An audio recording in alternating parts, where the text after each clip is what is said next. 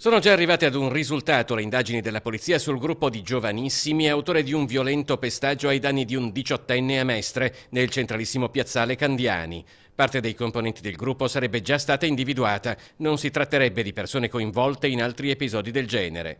I racconti raccolti dai testimoni, sommati alle immagini delle telecamere di videosorveglianza installate in zona, che hanno ripreso volti cui si è riusciti ad associare dei nomi, hanno permesso in breve tempo l'identificazione di diverse persone ritenute coinvolte nel pestaggio.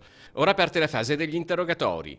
L'aggressione risale a lunedì attorno alle 18. Il gruppo, che fa arrestazioni stabilmente in piazzale Candiani, assume spesso atteggiamenti piuttosto aggressivi, specie nei confronti dei più giovani. Così sicuramente è stato lunedì, attorno alle 6 di pomeriggio. Il diciottenne era intervenuto in aiuto del fratello di 10 anni che assieme ad un amichetto era stato avvicinato del gruppo mentre si divertiva a provare alcuni giochi di prestigio.